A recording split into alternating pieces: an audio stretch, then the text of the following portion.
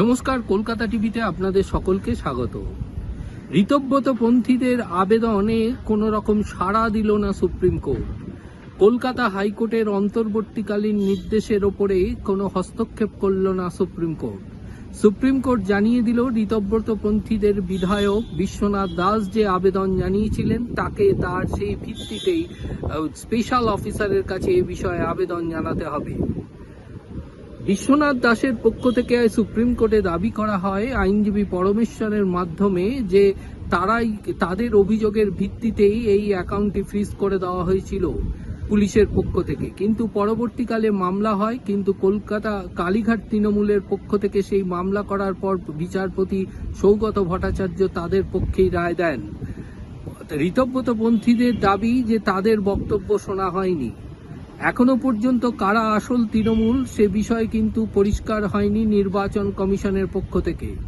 Supreme কোর্টের কাছে দাবি করা হয় যে তারা যখন নির্বাচনের পর তারা যে দল ছাড়েননি, তারা তৃণমূল কংগ্রেসেই রয়েছেন, এমনকি অন্য কোনো দলে তারা যোগ দেননি।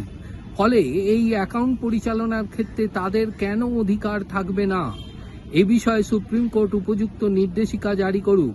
তার কারণ এখনো পর্যন্ত জাতীয় নির্বাচন কমিশনের পক্ষ থেকে এ বিষয়ে কোনো নির্দিষ্ট নির্দেশিকা জারি হয়নি। ফলে আসল তৃণমূল কারা তা কিন্তু এখনো নির্ধারিত নয়।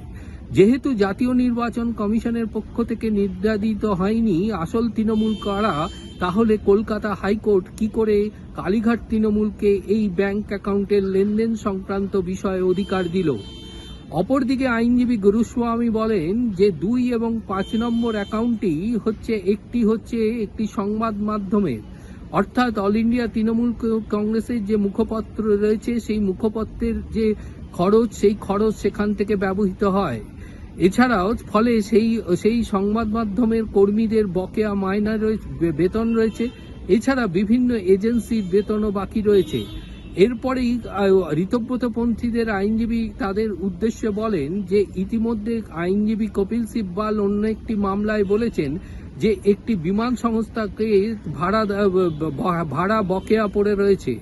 নির্বাচনের কাজে ব্যবহৃত বিমান সংস্থাকে বকেয়া ভাড়া দেওয়া যে বিষয়টি স্বীকার করেছেন আইনজীবী কপিল সিব্বাল।